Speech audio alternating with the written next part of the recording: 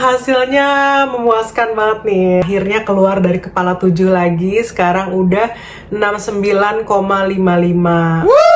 Body fat aku turun dari 37,2 ke 36,5%. Lumayan tuh teman-teman, 0,7%. Itu bagus kalau dalam semalam doang ya. Hai, assalamualaikum warahmatullahi wabarakatuh. Ketemu lagi sama aku Tracy Emerald. Nah, sekarang kita ada di series diet pasca lebaran. Nah, sekarang masuk ke hari keempat diet. Hasilnya memuaskan banget nih. Aku senang share-nya sama kalian. Kalau misalnya hasilnya bagus, aku senang share-nya. Itu jadi motivasi juga buat aku tetap on diet. Karena sebenarnya kekurangan aku dalam diet itu susah konsisten. Makanya salah satu siasatnya itu aku selalu nyatet kayak berat badan. Jadi ada timbangan. Aku kan ada timbangan yang kayak gini nih, yang ada komposisi tubuhnya. Jadi aku catet tuh setiap pagi setelah bangun tidur, setelah aku ke toilet dulu, jadi ngecek hasilnya kayak gimana. Nah, itu bakal ngasih lihat tuh kemarin itu kita ngapain aja dan hasilnya di badan kita tuh kayak gimana. Sekarang hari keempat, ayo kita bahas. Oke, pertama kita lihat hasilnya dulu ya. Body score aku naik, artinya membaik dari 75 jadi 77. Terus BMI-nya juga turun karena normalnya itu BMI itu 25 ya, tapi aku masih kurang bagus tapi membaik. Nah, berat badan juga turun, akhirnya keluar dari kepala 7 lagi, sekarang udah 69,55. Nah, secara berat badan turun nih, cuman kita lihat lagi nih komposisinya yang turun tuh beneran lemaknya atau malah masalnya. Yang paling nggak boleh itu masalnya yang turun. Oh, body fat aku turun dari 37,2 ke 36,5%. Lumayan tuh teman-teman, 0,7%. Itu bagus kalau dalam semalam doang ya. Dalam sehari doang turun segitu bagus. Berarti yang kita lakuin di hari sebelumnya itu bener kalori defisit kayak gitu. Terus waternya itu naik. Nah, biasanya kalau misalnya berat badan turun, terus body fatnya turun, biasanya kadar protein, kadar air itu naik. Sama kalau misalnya muscle-nya naik, bone mass-nya naik. Nah, kita cek nih muscle-ku naik teman-teman, tapi dikit doang, dari 41,48 kilo naik ke 41,5 kilo. Nanti kita bahas ya kenapa bisa naik, kenapa bisa turun. Visceral fat-nya masih sama 7. Jadi awal diet dari Januari sampai Maret itu kan aku turun 15 kilo ya teman-teman. Tapi yang paling susah diturunin itu adalah visceral fat-nya. Jadi visceral fat aku sebelum diet itu angkanya 8. Sekarang masih bertahan di 7. Jadi yang paling susah diturunin itu sebenarnya si visceral fat-nya, dan sebenarnya yang paling bahaya itu kan si visceral fat-nya ya teman-teman. Jadi kalau misalnya visceral fat itu artinya organ-organ tubuh kita atau di bagian itu tuh harusnya nggak berlemak gitu, tapi ternyata berlemak kayak gitu. Kayak contohnya di liver atau di kidney segala macam. Atau biasanya itu ditandainnya dengan perut kita yang buncit terus keras kayak gitu. Nah, itu biasanya tanda-tanda visceral fat-nya itu tinggi. Nah, terus bone mass-nya juga naik. Nah, kalau misalnya muscle naik, biasanya bone mass-nya mengikuti naik juga.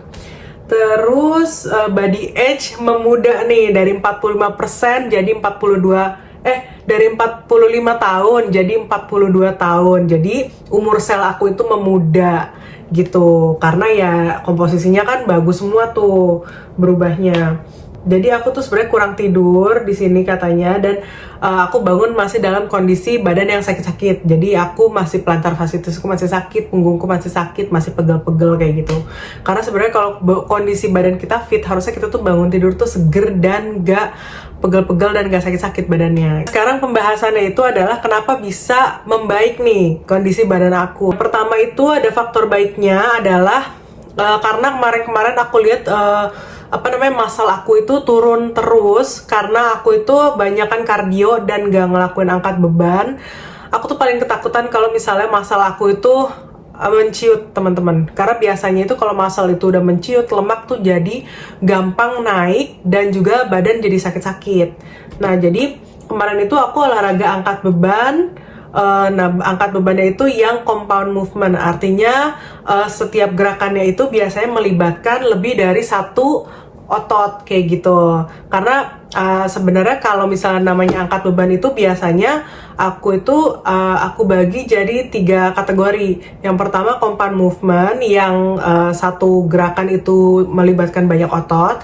Yang kedua itu adalah upper body, jadi aku fokus sama bicep, tricep, back, terus udah gitu shoulders gitu. Sama biasanya aku tambahin abs sedikit. Sama satu lagi yang ketiga itu lower body. Kalau lower body itu ya dari apa tuh namanya, glutes, hamstring, terus betis gitu, kayak gitu-gitu. Nah, jadi setiap hari itu biasanya aku pilih compound movement atau upper body atau lower body untuk si angkat bebannya itu atau strength trainingnya. Nah, sama aku tetap cardio, sama tetap low intensity cardio. Jadi makanya kenapa di sini berat badanku tuh bisa turun plus body fatnya juga turun, karena sebenarnya kalau cardio itu dia lebih banyak membakar kalori gitu ya teman-teman. Jadi makanya berat badan tuh biasanya turunnya jauh lebih banyak kalau kita banyak kardio gitu. Cuma masalahnya kalau kita kardio doang tapi nggak sama strength training itu biasanya ototnya ikutan susut gitu kan, nggak asik ya.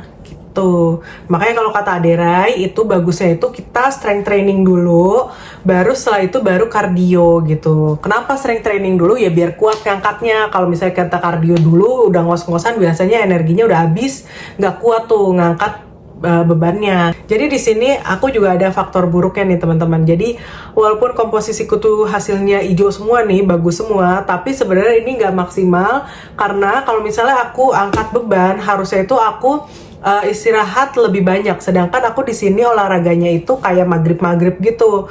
Setelah itu aku minum protein dan berapa jam kemudian aku tidur, artinya udah gitu tidurnya begadang lagi, artinya aku tuh kurang istirahat. Nah, kalau misalnya kalian mau ngebentuk otot, sebenarnya itu ada 2 kuncinya.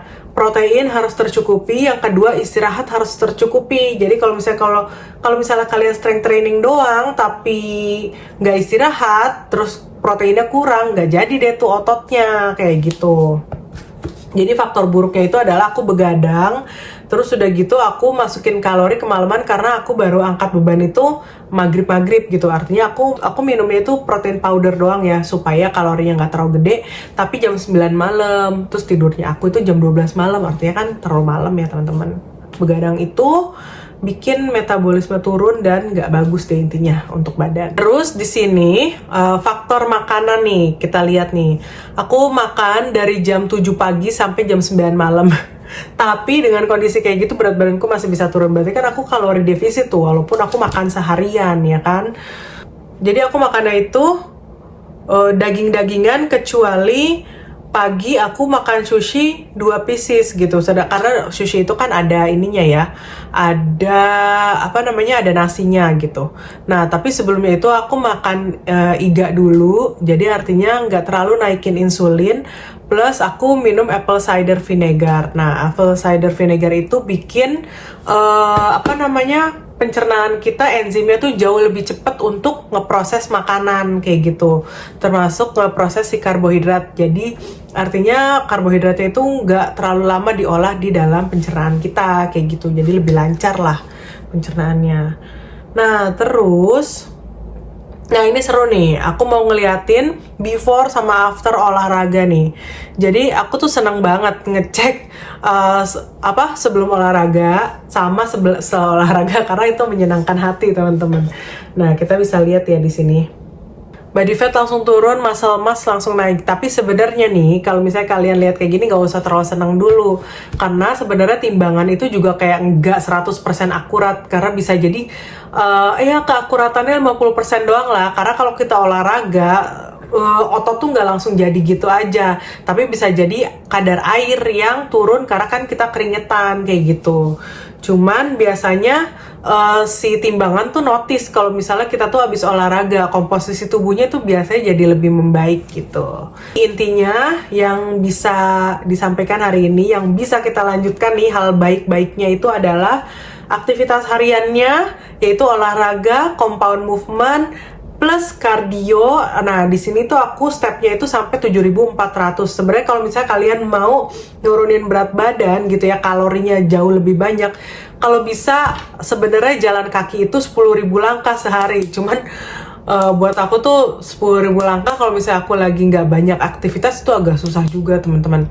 Makanya kemarin itu sampai 7.400 doang. Sebenarnya gampang sih, kita kemana-mana coba jalan kaki aja sebenarnya kalau dari teorinya. Jadi ya kalau misalnya kalian tipenya kerjaan yang nggak banyak, kalau tipenya kalian aktivitas sehari-harinya nggak banyak jalan, ya udah kalian coba lakuin cardio workout di rumah gitu. Aku biasanya itu pakainya low intensity aja, jadi nggak pakai lari, cuman jalan aja.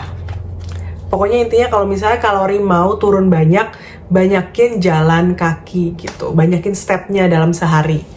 Nah, terus untuk makanan juga di sini punya pengaruh besar banget karena aku fokus sama protein, walaupun aku ada masuk karbohidrat tapi terukur banget karena cuman dari sushi doang tuh 2 pieces, which is kayaknya itu masih di bawah 50 gram ya kan.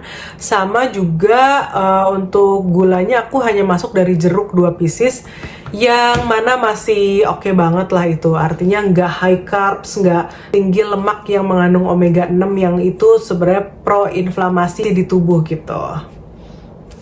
Hasilnya menyenangkan. Kita lihat hasil besok lagi. Semoga aku bisa ngejalanin hari ini dengan baik, jadi besok hasilnya bisa bagus lagi. Bye-bye.